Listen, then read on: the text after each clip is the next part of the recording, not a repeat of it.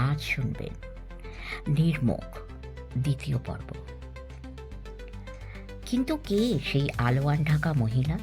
রহস্যজনকভাবে গাড়িতে উঠে রহস্যজনকভাবেই অদৃশ্য হলেন মধ্যপথে। শিবশরণের ইচ্ছা ছিল সাধন সরকারকে আটকাবার, কিন্তু কিরিটির মুখের দিকে চেয়ে তা সে করল না। শিবশরণ কিরিটিকে বললে, ওদের আর নজরবন্দি করে রাখার প্রয়োজন নেই। শিবশরণ সাধন সরকারকে ছেড়ে দিল, কিন্তু আশ্চর্য হলাম যখন দেখলাম সাধন সরকার পরের ট্রেনে কলকাতায় না গিয়ে একটা টাঙ্গায় মালপত্র চাপিয়ে ওখানকার হোটেলের সন্ধানে গেল। সাধন সরকার চলে যাবার পর কিরিটি ওয়েটিং রুম থেকে বেরিয়ে শিবশরণকে বললে, এবার তোমার বাসায় যাওয়া যাক। শিবশরণের বাসা স্টেশনের কাছে। ঠিক হলো দিন 2 তার ওখানে থেকে আমরা ফিরব। রাত প্রায় 10টা। আমি, কিরিটি ও শিবশরণ তার বাসায় বাইরের ঘরে বসে গল্প করছি। পশ্চিমের প্রচণ্ড শীতে জমে যাবার জোগাড়। এমন সময় সাদা পোশাক পরা এক পুলিশ অফিসার এলেন। CID police. কি খবর মতি? শিবশরণ প্রশ্ন করে। প্যালেস হোটেলেই ভদ্রলোক গিয়ে ওঠেন। এতক্ষণ তার সেই ঘরের দিকে আমি নজর রেখেছিলাম। মিনিট 15 হলো দাড়ি গোঁফওয়ালা এক মুসলমান টাঙ্গা করে হোটেলের সামনে এসে সাধনবাবুর খোঁজ করছেন শুনে খবর দিতে এসেছি। মতির কথা শুনে কিরিটি যেন ইলেকট্রিক শক খাওয়ার মতো লাফিয়ে সোজা হয়ে দাঁড়ায়। আর 1 মিনিট দেরি নয়, এখনই আমাদের হোটেলে যেতে হবে। 10 মিনিটের মধ্যে টাঙ্গায় চেপে প্যালেস হোটেলে এলাম। কনকনে শীতের রাত, এর মধ্যে চারিদিকে যেন নিঃসার হয়ে এসেছে। হোটেলে কেউ জেগে আছে বলে মনে হয় না। 13 নম্বর ঘর। ম্যানেজার শঙ্কর প্রসাদ চললেন আমাদের ঘর দেখিয়ে দিতে। আমি, কিরিটি আর ইউনিফর্ম পরা শিবশরণ। শিবশরণের নির্দেশে ম্যানেজার বদ্ধ ঘরের দরজায় নক করলেন। ভিতর থেকে গম্ভীর কণ্ঠে প্রশ্ন, কে? আমি ম্যানেজার, দরজাটা খুলুন একবার, দরকার আছে। দাঁড়ান, খুলছি। মিনিট কয়েক বাদে দরজা খুলতেই একটা দমকা ঝোড়ো হাওয়ার মতো হুড়মুড় করে প্রথমে শিবশরণ, তার পিছনে কিরিটি, আমি আর ম্যানেজার ঘরের মধ্যে ঢুকে পড়লাম। শিবশরণের হাতেই উদ্যত পিস্তল। ঘটনাটা এমন চকিতে ঘটল যে ঘরের মধ্যে সাধন সরকার আর মুসলমান ভদ্রলোকটি হকচকিয়ে যায়। মুসলমান ভদ্রলোকটির হাতে একটা কালো রঙের চামড়ার ব্যাগ, গায়ে একটা লাল রঙের আলোয়ান এবং চোখে কালো রঙের চশমা। এসবের মানে কি ইন্সপেক্টর?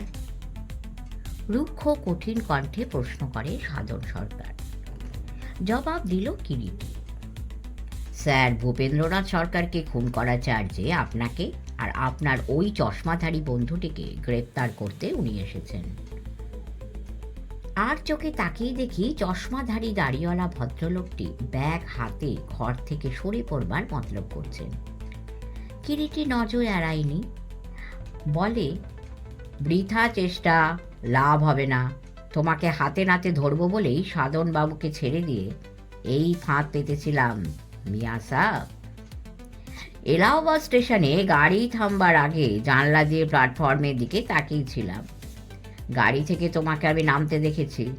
শুধু তাই নয়, মাঝপথে অ্যালার্ম চেন টেনে গাড়ি থামাবার পর স্যার ভূপেন্দ্রনাথের দেহের সামনে ভিড়ের মধ্যেও তোমাকে দেখেছি। সেখানে তোমার সম্বন্ধে কিছু মনে হয়নি, কিন্তু মারাত্মক ভুল তুমি করেছ। স্টেশন প্ল্যাটফর্মে আমার সামনে এসে ইন্সপেক্টরের সঙ্গে দম্ভভারে তোমার কথা বলা।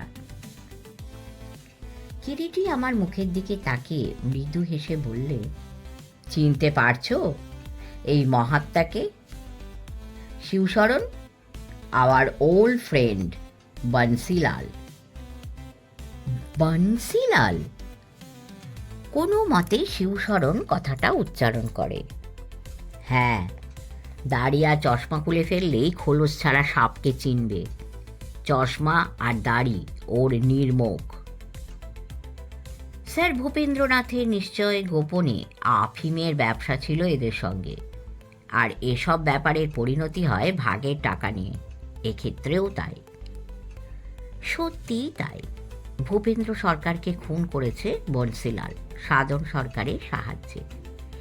তদন্তে প্রকাশ পায় তীব্র বিষে সরকারের মৃত্যু। পরে মৃতদেহটা চলন্ত ট্রেন থেকে ফেলে দেওয়া হয়। দুর্ঘটনায় মৃত্যু বলে ব্যাপারটা সাজাবার মতলবে। পরের দিন কিরিটি আর আমি কলকাতায় ফিরছি। কিরিটি বলছিল, সাধন সরকারকে ছেড়ে না দিলে এত সহজে মীমাংসা হতো না। ব্রেক ভ্যানে বেআইনি আফিম পুলিশ পায়নি, তার কারণ সে মালটা ছিল সাধন সরকারের কাছে। এ সন্দেহ কেন হলো জানো? বাবুলের কথায়। রিজার্ভ করা কূপে বাইরের লোক এসে ওঠে কি করে? আমি বললাম, ঠিক বলেছ, এদিক দিয়ে আমরা জিনিসটা মোটেই দেখিনি। একটু ভালো করে ভাবলে তোমরাও দেখতে পেতে। কিরিটি বলল, আর একটা জিনিস জানো, স্যার ভূপেনকে মৃত অবস্থায় চিৎ করে ফেলে দিয়েছিল, সেজন্য তার মাথার খুলির পেছনটা থ্যাতলানো। ট্রেন থেকে লাফিয়ে পড়ে আত্মহত্যা করতে মানুষ উপুর হয়ে লাফ দেয়, সেক্ষেত্রে নাক মুখ চোখ এইসবে প্রচণ্ড আঘাতের চিহ্ন থাকত, কিন্তু এতে সে সব কিছু ছিল না। হাতে যে অ্যাডহেসিভ প্লাস্টার দেখেছ, খুব সম্ভব ওই পথেই বিষ প্রয়োগ করেছে। তার আগে বাবুলের দুধের সঙ্গে ঘুমের ওষুধ দিয়ে তাকে ঘুম পাড়ানো হয়েছিল। কেমন, ঠিক তো? ঠিক বলেছ। আর একটা কি জানো, সেটা হচ্ছে ভূপেন সরকারের রিস্টওয়াচের মেটাল ব্যান্ডটাতে লাল আলোয়ানের একটু পশম আটকে ছিল। কাজেই বাবুলের দেখা সেই স্ত্রীলোকটিকেও এর মধ্যে পাওয়া যায়।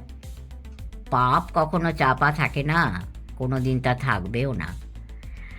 আশ্চর্য, তবু মানুষ উগ্র লোভে চুরি বাটপারি খুন করতে ছাড়ে না।